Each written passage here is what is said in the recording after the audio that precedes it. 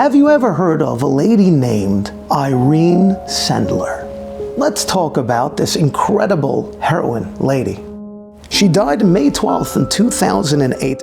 During World War II, Irina got permission to work in the Warsaw Ghetto as a sewer specialist. She had an ulterior motive, though. Irina smuggled Jewish infants out in the bottom of a toolbox that she carried. She also carried a burlap sack in the back of her truck for larger kids.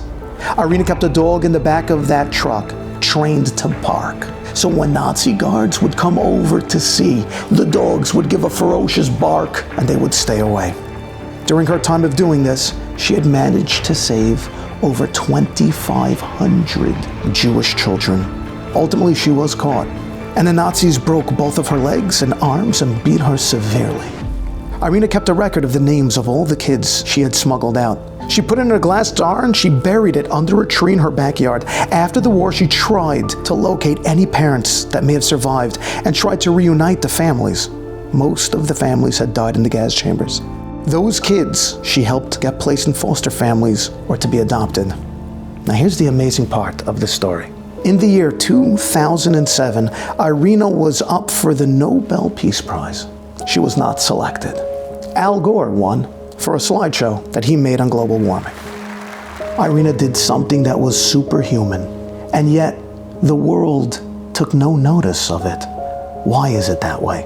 So I want to tell you something incredible that Chovat HaLevavot teaches us.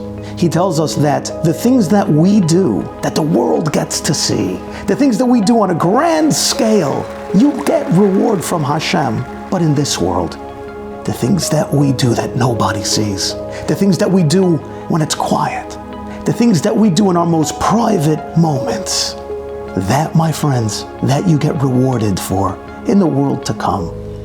Irina had done such incredible acts that had to have been in silence, that had to have been hidden from the world. And when she did that, 2,500 souls that were saved by her, when she did that, in heaven, it rang true with such a sound as to say, what kind of eternal reward can we possibly pay somebody who has done something this incredible? But that reward, for it to ring for eternity, that will have to be saved for where she will be in the world to come. So that when the world down over here stood to take notice, in heaven they said, no, that's too small for an act that is so great. When we are challenged in our most private moments, when we are challenged, when nobody in the world knows except you, the battles that you went through, the battle scars that you have from the difficulties, that it was to not look, and instead you were bigger, instead you were greater. Just know that in heaven they're taking notice, and that in heaven they are congratulating you, and they are counting what that eternal reward will look like for you as well. It's worth the control for what your Olam Haba will ring with.